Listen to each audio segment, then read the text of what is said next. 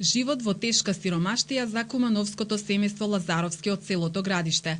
Освен што ова 6-члено семејство 2 години живее без струја, спијат во една соба сите на ист кревет, носат вода од бунар за капење и перење, најголем проблем им е здравствената состојба на најмалото дете.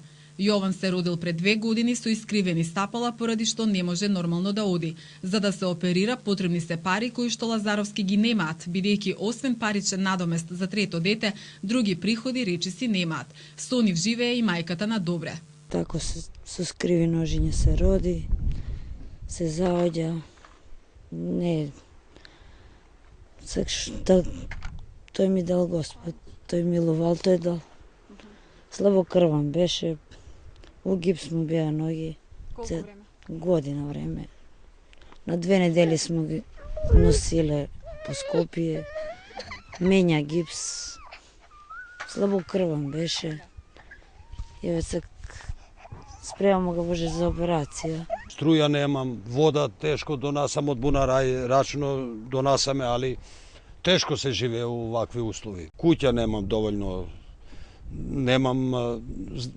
куќа немам добра и храна и тако.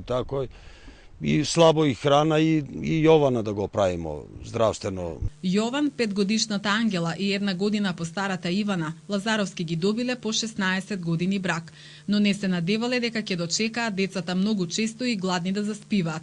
Татко им работи за дневница неколку пати месечно, кога ќе го повика некој од селото да помага, не примаат социјална помош, а од нова година не ги добиваат ниту парите за туѓа нега за малиот Јован.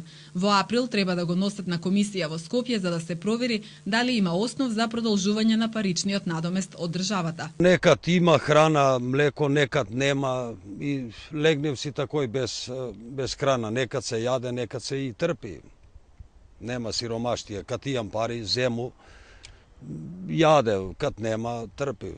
За ова семејство кое што живее во субстандарни услови, слушнале и во Црвениот крст. Да, вчера беше однесена првична помош на семејството како храна, облека, обувки, хигиенски пакети, кебиња и за тоа семејство ќе организираме хуманитарен турнир кој ќе биде после концертот. И тие средства ќе бидат наменети за тоа семејство. 52 годишниот Добри и 16 години помладата сопруга Василка апелираат до сите хумани граѓани организации, но и надлежни институции да им помогнат кој колку може, а најбитно име малиот Јован да застане на свој нозе.